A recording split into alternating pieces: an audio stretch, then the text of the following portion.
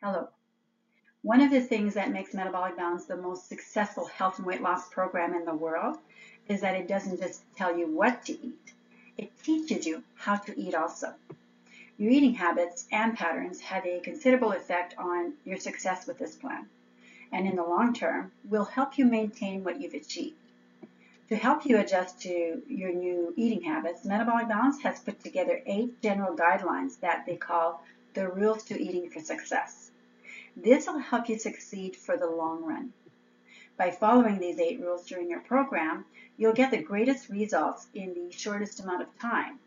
And then by continuing to live your life following these rules after your program, you'll maintain your newly found weight and health as you age. As I've said, this is not a diet, it's a new way to live. The 8 rules are clearly laid out in your plan and can be copied and posted on your refrigerator. Let's review them together. Rule number 1, eat exactly 3 meals a day. That means no snacks between meals and nothing to eat after supper. Remember, the meals on your plan are designed to give you all the nutrients your body needs, and you'll likely find that that's quite a bit of food.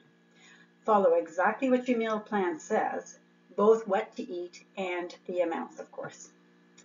Rule number 2, wait 5 hours between each meal, and that means start timing when you finish your meal, including your coffee. You can only have water between meals, no flavors of any sort. Rule number 3, your meals mustn't last more than 60 minutes. That sounds funny, but it's easy to eat slowly and then sip on a coffee for a long time and slide right past that hour. That's definitely one of my weaknesses. Rule number 4, always begin each meal with 1 or 2 bites of protein. When you start to eat with 2 bites of protein, as opposed to carbohydrates, your insulin won't spike. Your body will think, oh, I'm getting protein. I don't need insulin. As a result, your insulin will be released at a slow pace as you start to eat your vegetables. Rule number 5, eat only 1 type of protein at each meal and make sure to choose proteins in a different group for each meal that day.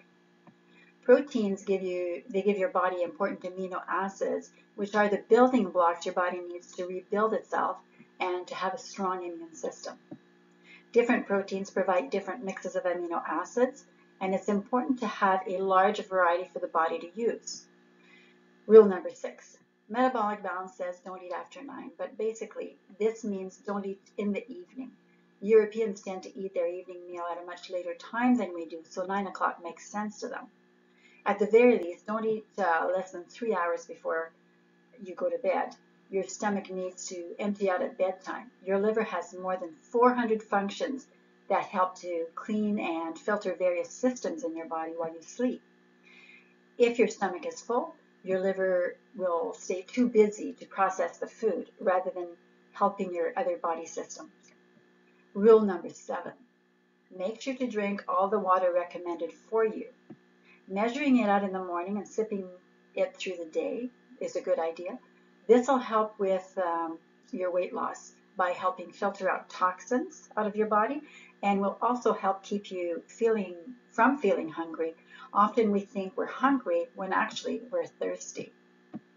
And finally, rule number 8, eat your recommended fruits as your dessert. And you shouldn't mix your fruits. 1 type of fruit at each meal is recommended. Also, it's important that you eat 1 apple every day. Remember, an apple a day keeps the doctor away. So let's chat a little bit more about the rationale behind the 4 timing rules, which are number 1, 2, 3, and number 6. Between each meal, you should take a break of at least 5 hours. You can go up to 7 hours with no food, but no more than that, except of course when you're sleeping. We recommend that twice a week you aim to extend the overnight break between supper and breakfast the next day up to 14 hours. So why is it good to have these big gaps between meals? During the 5-hour break, and particularly during the 12-hour during the night, your insulin levels drop, allowing for more of your fat storage to be burned easily. When you're eating 5 or 6 smaller meals throughout the day, your insulin remains constantly elevated. This will encourage your body to store fat as opposed to building muscle mass. In addition, A consistently elevated level of insulin can block the production of many of the hormones that protect the body from inflammation and aging. This is one of the keys to rebalancing your metabolism. Your body burns glucose for the first few hours after you've eaten. When it runs out of glucose, it will turn to your fat storage for energy. This is normal. Our problem as a culture is that we're all so afraid of being hungry that we think we have to eat every few hours. That habit literally sabotages our weight loss by always giving our body extra glucose and never letting it burn fat. You'll be quite surprised to realize how long you can actually go without food, without being ravenously hungry when your insulin is well balanced. Even doing things like a fast becomes easy. So I mentioned that rule number 4 is always begin each meal with 2 bites of proteins, and that this will help keep your insulin level nice and low where it should be. When your stomach receives protein before carbohydrates, instead of insulin, your pancreas releases a hormone called glucagon. This hormone is called an antagonist of insulin because it blocks its production.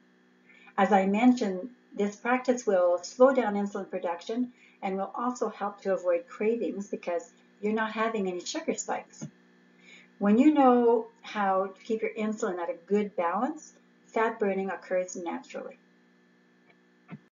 I also mentioned that it's a good practice to choose a protein from different groups for each of your daily meals.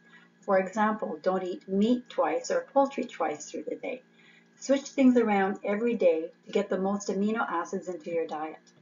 Our bodies use enzymes to break down proteins into individual amino acids.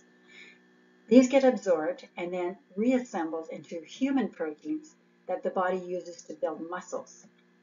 The quantity of protein we take in is not as important as taking in a wide variety of amino acids. There are 8 kinds of amino acids that the body needs through the diet. They're called essential amino acids because the body can't make them. We need a good variety of these so that the body has all the materials to build and repair.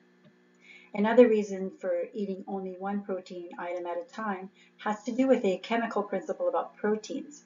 Proteins have what's called a biological value. This is a little sciencey, but it's important. It's an important principle to understand about how your body uses up the foods that you eat. All right, I have to do this a little slower. Here's a graph that shows the biological value of 4 different proteins that you might eat. You can see across the top we have eggs, cow milk, soybean, and white bread. Yes, there is actually a little bit of protein in a slice of white bread. Most foods contain at least some level of protein, carbohydrates, and fats. The different colored little columns in this graph represent the amounts of various amino acids in the different proteins. These are listed in the key on the right side. The number scale up the left side shows what percentage of the amino acids in each protein can actually get used up by the human body. For example, if you look at the egg on the left side, you can see that all of the amino acids are the same and come to 100%. This means that the human body can use all of the amino acids from the egg protein. That's why an egg is considered the most perfect protein and has a biological value of 100. Foods with a value over 70 are considered to have a high biological value. So, looking at these columns, you can see all other protein in our example have various levels of different amino acids. Now, an odd thing about the way your body uses amino acid is that it can only use the amino acids in any protein up to the level of the lowest amino acid content in that protein. For example, if you look at the white bread on the right, you can see that red line running through the column at the level of the lowest amino acid. That's lysine. Now, when you eat bread and your body uses the lysine from the bread, it can only use the exact same amount of each of the other amino acids in the bread, which is 44%. But you can see that the other columns in the white bread go higher than 44%. Any amino acid content that is higher than the lysine in bread cannot be used by your body, and it will just be deviated, or it'll divert to waste. Even worse, they will also contribute to your body being more acidic. So waste can become acidic, which, as you may already know, an acidic body invites disease.